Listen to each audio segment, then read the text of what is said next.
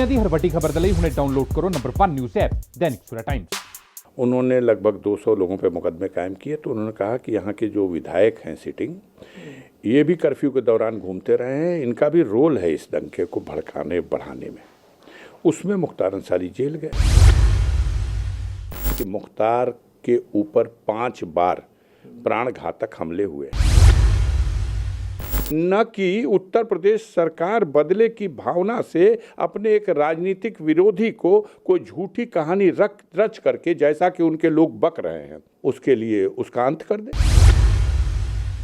उत्तर प्रदेश राज्य सरकार supreme court आई है और उन्होंने कहा है कि ये मुकदमों का ट्रायल बाधित है, आप इनको पंजाब स्टेट से हमारी स्टेट ट्रांसफर करिए। ये एम्बुलेंस और उससे जेल से कोर्ट जाना, कोर्ट से जेल आना, अपराध क्या हुआ? सुप्रीम कोर्ट ने पंजाब के एक जेल में बंद मुख्तार अंसारी को 15 दिनों के अंदर यूपी पुलिस को सौंपने का आदेश दिया है। अब इस पूरे मामले में कई सारे विवाद भी जुड़ते जा रहे हैं, कई सारे विरोधाभासी बयान और स्टेटमेंट्स भी आ रहे हैं, लेकिन इस सब पर सबसे ज़्यादा जो करीब से इस पूरे मामले को जानते हैं अफजल अंसारी, सांसद भी हैं और मुख्तार अंसारी के भाई भी, उनसे बात करते हैं। सर, थोड़ा सा तफसील से कि इस पूरे मामले की जो शुरुआत हुई थी वो कहाँ से हुई थी, कैसे मुख्तार अंसारी जेल गए, और अब इस पूरे मामले को जो ये आरोप लग रहा है कि पंजाब पुलिस बचाने का प्रयास कर रही थी, सुप्रीम कोर्ट को इंटरवीन करना पड़ा, क्या है पूरा मसला सर? देखिए, 25 अक्टूबर 2005 को मुख्तार अंसारी जुडिशियल कस्टडी में जेल गए। कारण बना उनके अपने निर्वाचन क्षेत्र मऊ में, जहां वो 25 सालों से विधायक हैं और 5 बार वहां की जनता ने उन्हें चुना है, वहां पर दंगा भड़का था।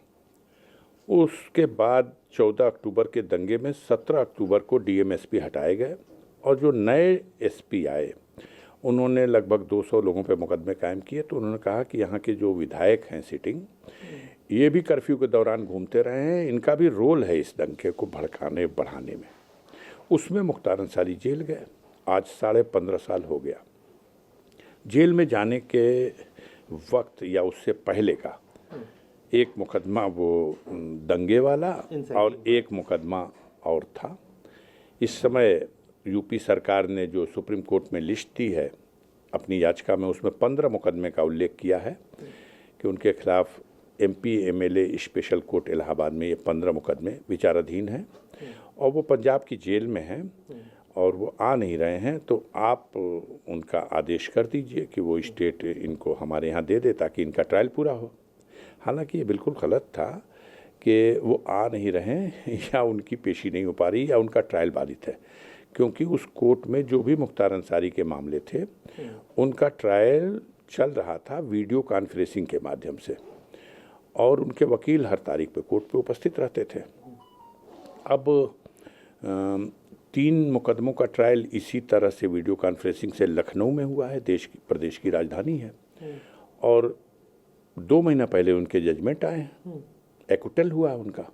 तो ये कहना कि ट्रायल नहीं हो रहा था, ये यूपी पुलिस गलत कह रही है? पुलिस नहीं, यूपी सरकार गलत कह रही है। यूपी सरकार ही गलत कह रही है कि ट्रायल बाधित था। ट्रायल बाधित था 2 महीने पहले 3 केस का जजमेंट कैसे आता? और यहाँ भी लगातार बहस चल रही है, मुख्तार का वकील बहस कर रहा है। एक मामला बिल्कुल अंतिम स्टेज पे है, वो इससे पहले कई बार बहस पूरी हुई, जजमेंट रिजर्व हुआ और जज साहब ट्रांसफ़र हो गए, इसलिए नहीं हो पाया। अब तो बिल्कुल लास्ट स्टेज पे है। आपको पता है, सबको पता है कि कोरोना महामारी का प्रकोप मार्च में शुरू हुआ, पहले से हो गया था फरवरी से, लेकिन मार्च में लॉकडाउन लग गया और उस अवधि में माननीय सर्वोच्च न्यायालय ने भी आदेश किया और पूरे देश में कहीं भी कोई विचाराधीन बंदी फिजिकल पेशी से उसको छूट दी गई न्यायालय में। यहाँ तक कि कोई बाहर से पकड़ लिया गया कोई नए क्राइम में तो उसको भी सीधे जेल नहीं भेजा जाता था, पहले 15 दिन क्वारंटाइन किया जाता था, उसके बाद वो जेल दाखिल किया होता था। वकील पैरवी करते थे या फिजिकल उपस्थिति उनको इजाज़त होती थी तो उनकी होती थी, मुलजिम तो कहीं नहीं जाता था। तो मतलब अगर पंजाब से उनको यूपी नहीं लाया जा रहा था तो इसका एक बड़ा कारण ये भी था कि एपिडेमिक था, कोरोना था। जी, और फिर वो बीमार भी थे। यहाँ कोर्ट की तरफ से गया वहाँ कई बार कि उनको इस केस में भेजा जाए। दरअसल इसके पीछे जो असली वजह है वो दूसरी है, और ये सब सुप्रीम कोर्ट तक आ गया। सुप्रीम कोर्ट के आदेश के बाद जिस तरह से बीजेपी के जिम्मेदार मंत्रियों ने और उनके प्रदेश के अध्यक्ष ने पब्लिकली बयान दिया कि अब उत्तर प्रदेश की पुलिस की गाड़ी लाएगी और किस बॉर्डर पर वो गाड़ी पलट जाएगी, ऐसी जिससे कि एक लोगों में आशंका बढ़े कि भाई कहीं उनके साथ कोई अनहोनी तो नहीं होगी। तो उसकी वजह जब इस तरह के बयान जिम्मेदार लोगों के आने लगे तो शक हुआ। उनकी पत्नी की तरफ से महामहिम राष्ट्रपति को और सबको लिखा गया। और हमें तो अजीब लगता है कि देश में रूल ऑफ लॉ है, हमारी स्वतंत्र न्यायपालिकाएं हैं जिन पर हम सबको गर्व है। और इस मामले में जबकि मुख्तार अंसारी खुद मेंबर ऑफ लेजिस्लेटिव असेंबली है, एक सीनियर एमएलए है, 5 बार से विधायक है, उसका मामला है, और उत्तर प्रदेश राज्य सरकार सुप्रीम कोर्ट आई है और उन्होंने कहा है कि ये मुकदमों का ट्रायल बाधित है, आप इनको पंजाब स्टेट से हमारी स्टेट ट्रांसफ़र करिए। और सारे बहस को सुनने के बाद एक निर्णय पे पहुंची है सुप्रीम कोर्ट सर्वोच्च न्यायालय, और आदेश किया कि 2 सप्ताह के अंदर इनको बांदा जेल शिफ्ट कर दीजिए, और कह दिया कि वहाँ जो MP MLA special court Allahabad की है वो तय करे कि मुख्तार अंसारी को किस जेल में रखा जाना है। इसके बाद और कुछ था ही नहीं, ये तो इस पे अमल होना है और होगा। लेकिन कंट्रोवर्सी एप्रीहेंशन क्या है? अब तो देखिए सुप्रीम कोर्ट का आदेश है, उनको शिफ्ट करना है। उनकी पत्नी की तरफ से महामहिम को एक जो आशंका है यूपी ले जाने के वक्त कोई घटना ना हो जाए, उसको लेके आप लोग क्या चाहते हैं कि अब हम बस चाहते हैं कि हर व्यक्ति के जीवन की रक्षा करना सरकार का दायित्व है। अगर वो व्यक्ति जुडिशियल कस्टडी में है तो ये जिम्मेदारी दोगुनी हो जाती है।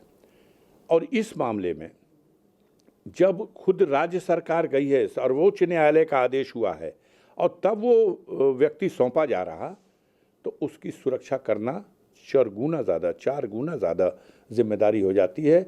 इसमें माननीय सर्वोच्च न्यायालय को भी इसका संज्ञान लेना चाहिए। ये बड़बोलापन जो हुआ है, उन लोगों के खिलाफ इसका एक्शन होना चाहिए और इसकी मॉनिटरिंग होनी चाहिए कि उनके आदेश पर अगर भेजा जा रहा जेल ट्रांसफ़र इसलिए कि वो न्यायिक प्रक्रिया में हिस्सा लें और उनके मुकदमों का, उनके विरुद्ध लगे गए आरोपों का ट्रायल हो, न कि उत्तर प्रदेश सरकार बदले की भावना से अपने एक राजनीतिक विरोधी को कोई झूठी कहानी रच करके, जैसा कि उनके लोग बक रहे हैं, उसके लिए उसका अंत कर दे।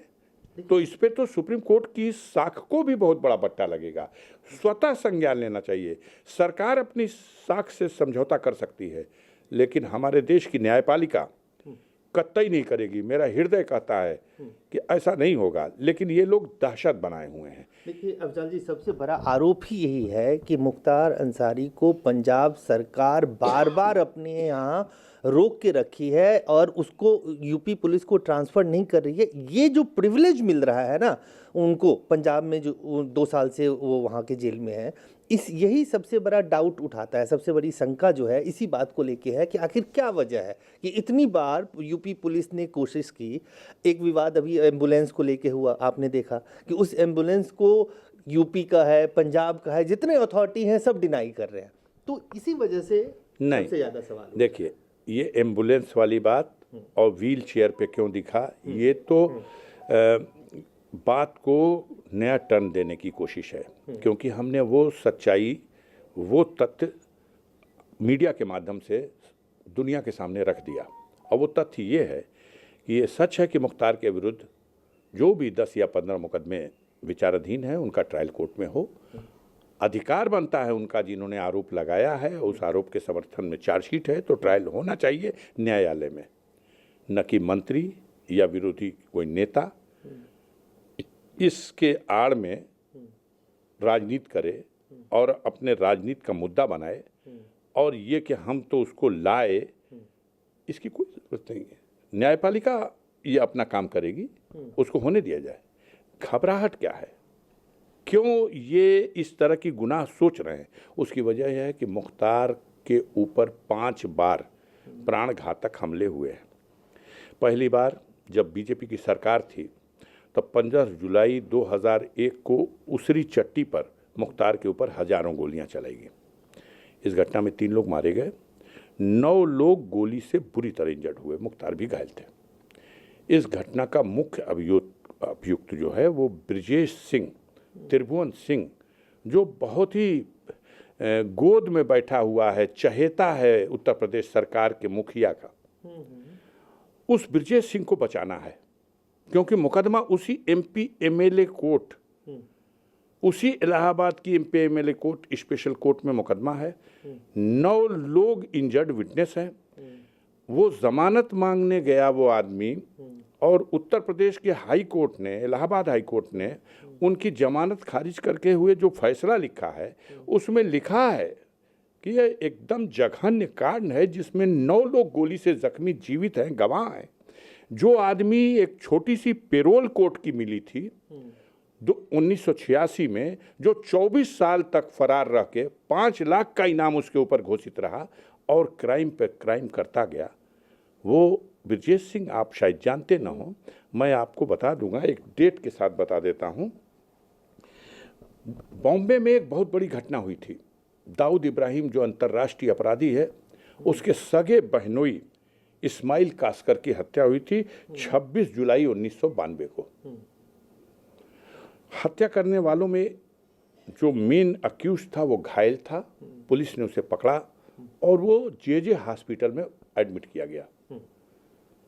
उस जे हॉस्पिटल में घुसकर 12 सितंबर 1992 को उस शैलेश हल्दारकर नामक व्यक्ति और उसके साथ साथ हॉस्पिटल के स्टाफ और 2 पुलिस वाले गोलियों से छलनी कर दिए गए। इस घटना को अंजाम देने वाले 2 लोग यहाँ मौजूद हैं। एक सुभाष ठाकुर जो फतेहगढ़ की जेल में आजीवन कारावास की सजा काट रहा, और दूसरा ब्रजेश सिंह जो 2008 से बनास सेंट्रल जेल में है। ये दोनों को अक्यूज्ड हैं दाऊद इब्राहिम के। एफआईआर मंगा लो, डेट बता दिया। पहला नाम दाऊद इब्राहिम, दूसरा नाम ब्रजेश सिंह। अब वो ब्रजेश सिंह गोद में बैठा हुआ है उत्तर प्रदेश सरकार के, एमएलसी हो गया, उसका बेटा एमएलए है। वो चाहते हैं कि मुख्तार अंसारी अगर गवाही दे देंगे उसके खिलाफ, उसका भविष्य खत्म हो जाएगा। इसलिए वो उनके लिए आमादा हैं कि किसी भी तरह से मुख्तार को और उनके गवाहों को चाहे मार देना पड़े, मार दिया जाए, लेकिन ब्रजेश को बचा लिया। आप लोग को यही डर है कि अगर उत्तर प्रदेश में मुख्तार अंसारी को लाया जाता है तो उनके जान को, उनके प्राण को खतरा है, पहली बात। लेकिन आरोप तो ये है कि 2 साल से आप लोगों पे जो आरोप है कि पंजाब की सरकार, पंजाब की पुलिस मुख्तार अंसारी को बचा रही थी, इसके पीछे क्या कारण? मुझे ये एक पॉलिटिकल स्टैंड इनका लगता है। असल में कुछ नहीं है इनके पास। जो मुद्दा होना चाहिए ऐसी पार्टी के पास जिसको कल चुनाव में जाना है, ये कह नहीं सकते जाकर के कि हमने बढ़ती हुई महंगाई पे नियंत्रण पा लिया। ये पब्लिक के बीच में ये कह नहीं सकते कि हमने गिरती हुई कानून व्यवस्था की स्थिति में सुधार किया। ये पब्लिक के बीच में ये कह नहीं सकते कि हमने भ्रष्टाचार खत्म कर दिया, चरम पर भ्रष्टाचार पहुंच गया। ये कह नहीं सकते कि हमने बेरोजगारों को रोजगार दे दिया। ये कहेंगे क्या? महिलाओं की रोज आबरू लूटी जा रही। तो ये सब कुछ है नहीं, तो पॉलिटिकल स्टैंड क्या बनाया जाए? पंजाब वाले बचा रहे हैं, हम जो है बस एक जीत रहे हैं। हम अब एक मुद्दा तो खत्म हो गया ना। एक ही मुद्दा था, इमरान खान की कई शादी हुई है। पाकिस्तान में किस तरह से हमारा मोर्चा लगा हुआ है। चीन का था, पाकिस्तान का था, हिंदुस्तान की बात कहाँ थी? अब इमरान खान से लव लेटर लिखा जा रहा। अब दोस्ती हो गई, मुद्दा खत्म हो गया पाकिस्तान। देखिए, लोग जानना चाहते हैं, क्योंकि आप उनके भाई भी हैं, सांसद भी हैं, परिवार भी हैं। 2 चीजें, एक तो पंजाब सरकार के ऊपर जो आरोप लग रहा है, और दूसरा ये एम्बुलेंस किसका था? एम्बुलेंस को लेके भी आप 2 मिनट में बताता हूँ। आप बहुत ही सीनियर प्रेस के हैं, आप पता कर लो। पंजाब में भी उनके जो जेल मैनुअल है उसको देख लीजिए जी। इस बात के स्पष्ट प्राविधान है कि अगर कोई प्रिजनर जिसे कोर्ट जाना आना है और वो अस्वस्थ है तो वो रिक्वेस्ट कर सकता है कि उसे एम्बुलेंस की सुविधा दी जाए। और इस बात का प्राविधान है, कानून है वहाँ कि प्रिजनर अगर उसका खर्च वहन करे तो उसे एज ए टैक्सी ये सुविधा प्रदान की जाएगी। इतना ही सिर्फ हुआ है, लेकिन ये व्हीलचेयर कहाँ से आ गई, ये एम्बुलेंस कहाँ से आ गई? वो तो बुलेट प्रूफ है, उसमें सैटेलाइट वो लगा है, वो क्या है क्या? अलका राय कह रहे हैं कि लग्जरी कार की तरह है। आप बताइए, अलका राय तो अभी 2 दिन पहले तक कहती रही कि जल्दी मुख्तार को भेजा जाए, मेरे मुकदमे का ट्रायल रुका हुआ है। मैंने बताया आपके माध्यम से देश की जनता को कि 3 जुलाई 2019 को अलका राय का जो मुकदमा था उसका ट्रायल पूरा हो गया और दिल्ली की Rouse Avenue special court CBI उसका निर्णय आ गया, मुख्तार दोष मुक्त कर दिया गया, बरी कर दिया गया। लेकिन अब वो कहती हैं कि मेरा मुकदमा, अब तो आप पूछ के बता दो कि कहाँ मुकदमा उनका चल रहा। तो आप ये मानते हैं कि आपके परिवार ने, मुख्तार अंसारी ने उस एम्बुलेंस को हायर किया पे करके? मैं देखिए, पहली चीज़ तो ये कि मैं मोहाली था नहीं, न गया था मैं। ये जो आप प्रस्तुत कर रहे हैं, मैं टीवी में और हर जगह देख रहा हूँ कि एक एम्बुलेंस गई है और वो उतरे हैं, तो वीडियो चित्र में बस तो वही दिख रहा। तो इसी के आधार पे मैं ये कह सकता हूँ कि अगर इस्तेमाल हुआ है तो ज़रूर एज ए टैक्सी। अब उत्तर प्रदेश की टैक्सी बाराबंकी में रजिस्टर्ड है, वहाँ अस्पताल ही नहीं है। लेकिन वो बाराबंकी का रजिस्टर्ड है, 17 में रजिस्ट्रेशन फेल हो गया है, 17 में रजिस्ट्रेशन फेल हो गया है। लेकिन अब तो बाराबंकी ने ही कहा है कि अलका राय नाम की एक डॉक्टर साहब हैं, उनकी अपनी एम्बुलेंस है। अब अलका राय ने भी एक FIR फाइल की है। ये एम्बुलेंस गर्दन में लटक गई है सब लोगों के। पूछा हमने कई लोगों से कि ये एम्बुलेंस और उससे जेल से कोर्ट जाना, कोर्ट से जेल आना, अपराध क्या हुआ? कोई हमें बताए इसमें अपराध क्या हुआ? बड़े बड़े DG रिटायर लोग टीवी पे बहस करके चले गए। तो कोई अस्पताल ओन ही नहीं कर रहा है। असलहे भरे हुए हैं, वो विधायक निधि के बजट से खरीदी गई है। अरे कुछ पता करिए, जाके देखो पहले बुलेट प्रूफ है कि नहीं, जाके देखो कि पहले उसका अलका राय नाम की महिला है कि नहीं, जाके देखिए कि मऊ में उसने FIR तक कराई है। सवाल इस बात का है कि अपराध क्या हुआ, सिर्फ टर्न देना है। उस विषय से टर्न दो कि ब्रजेश सिंह चर्चा का विषय न बन जाए। मुख्तार अंसारी की गवाही में ब्रजेश सिंह चर्चा का न विषय बन जाए, उसी को तो बचाना है। मुख्तार अंसारी के वो उस घटना में जो लोग घायल गवाह थे, गौस मोहिउद्दीन तन्नू, जफर उर्फ चंदा, अफरोज खां, तौकीर और शाहिद, इस सब के लाइसेंस निलंबित, हथियार जमा। दुनिया गवाह को, अभियोजन के गवाह को सुरक्षा प्रदान करती है, लेकिन ब्रजेश सिंह के खिलाफ गवाह है। ब्रजेश सिंह दाऊद इब्राहिम का फाइल ही है। दाऊद इब्राहिम से तो बदबू आती है, लेकिन उसके चहेते ब्रजेश सिंह के, उसके को अक्यूज्ड ब्रजेश सिंह को गोदी में बैठा करके सुरक्षित बचाने का प्रयास है। अच्छा सर, कंक्लूड करते हैं। कंक्लूड ये कि पंजाब से उनको यूपी लाया जाए, उसमें कोई परिवार को आपत्ति नहीं है, जान की सुरक्षा हो। आप सिर्फ एक चीज, सिर्फ एक, वो प्रोटेक्शन मिलना चाहिए, लाइफ का प्रोटेक्शन, क्योंकि ये विरोधी सरकार है। मुख्तार 5 बार हरा चुके हैं योगी और योगी की पार्टी और योगी के कैंडिडेट को। फिर चुनाव सामने है, फिर हालत खराब है।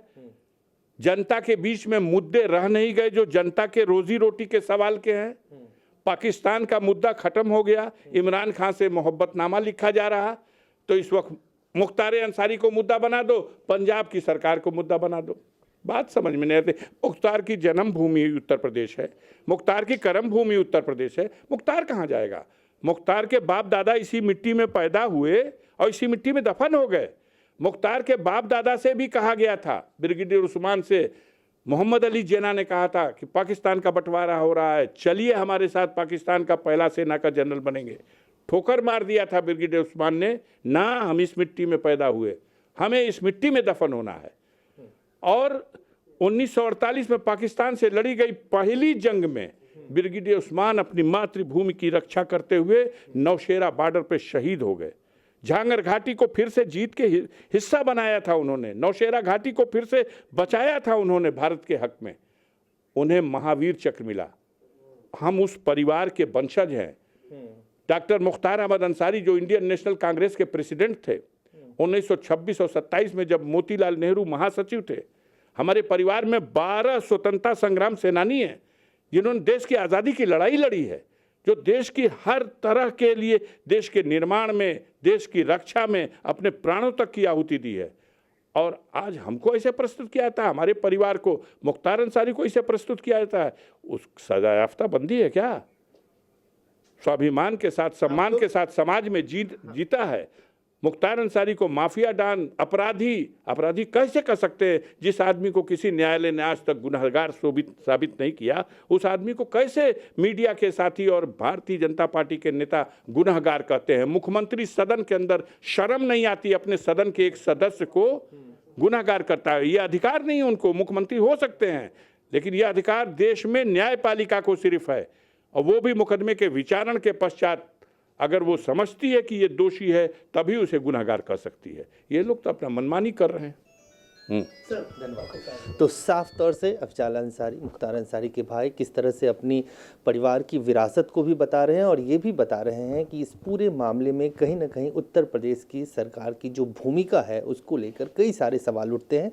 उनका परिवार सिर्फ ये चाहता है कि मुख्तार अंसारी को पंजाब के मोहाली जेल से अगर उत्तर प्रदेश लाया जाता है तो उनकी जान माल की पूरी सुरक्षा की गारंटी हो और कहीं ना कहीं सुप्रीम कोर्ट की मॉनिटरिंग में ये सारा चीज़ हो। कैमरामैन आकाश के साथ Ajay Jha, Dainik Savera Delhi. All world open challenge 17 time gold medalist मियां रफीक मोहम्मद, पंडित, मौलवी, बेगम, तांत्रिक, इन चोरा ठग्गा तो सावधान। स्पेशलिस्ट वशीकरण, सट्टा नंबर, लव मैरिज, पति पत्नी च अनबन, विदेश च पक्का होना, कारोबार दा ना चलना, सिर्फ 31 घंटिया विच समाधान। फ्री फ्री फ्री मियां रफीक मोहम्मद। मोबाइल 84 374 94 647, 84 374 94 648। पंडित राधे शर्मा, चमत्कार ਹੁੰਦੇ ਵੇਖੋ ਆਪਣੀਆਂ ਅੱਖਾਂ ਦੇ ਸਾਹਮਣੇ। 24 ਘੰਟੇ ਵਿੱਚ ਪਾਓ ਹਰ ਪਰੇਸ਼ਾਨੀ ਦਾ ਹੱਲ। ਮੁਸਲਮਾਨੀ, ਰੂਹਾਨੀ ਤੇ ਕਾਲੇ ਇਲਮ ਦੇ ਬਾਦਸ਼ਾਹ, ਮੇਰੇ ਕੀਤੇ ਨੂੰ ਮੇਰੇ ਤੋਂ ਇਲਾਵਾ ਕੋਈ ਕੱਟ ਨਹੀਂ ਸਕਦਾ। ਮੋੜੀ ਵਸ਼ੀਕਰਨ ਕਰਵਾਓ, ਮਨਚਾਹਾ ਪਿਆਰ ਪਾਓ, ਲਵ ਮੈਰਿਜ, ਸੌਤਨ ਦੁਸ਼ਮਨ ਤੋਂ ਛੁਟਕਾਰਾ, ਤਲਾਕ ਕੇਸ, ਜ਼ਮੀਨੀ ਝਗੜਾ, ਨੌਕਰੀ, ਕਾਰੋਬਾਰ ਚ ਰੁਕਾਵਟ, ਵਿਦੇਸ਼ ਯਾਤਰਾ, ਲੋਟਰੀ ਤੋਂ ਤੁਹਾਨੂੰ ਮਿਲੇਗਾ ਜਾਂ ਨਹੀਂ, ਸੱਚਾਈ ਜਾਣੋ। ਲੋਟਰੀ ਨੰਬਰ ਪਾਓ 649 ਹੋਵੇ ਜਾਂ ਲੋਟੋ ਮੈਕਸ, ਤੁਹਾਡੀ ਹਰ ਗੱਲ 100% ਗੁਪਤ ਰੱਖੀ ਜਾਵੇਗੀ। ਪਿਆਰ ਵਿੱਚ ਧੋਖਾ ਖਾਏ ਪ੍ਰੇਮੀ ਪ੍ਰੇਮਿਕਾ ਇੱਕ ਵਾਰ ਜ਼ਰੂਰ ਮਿਲੋ, ਮੈਂ ਤੁਹਾਡਾ ਪਿਆਰ ਟੁੱਟਣ ਨਹੀਂ ਦੇਵਾਂਗਾ। मोबाइल 98 768 045 80 85 588 38 617।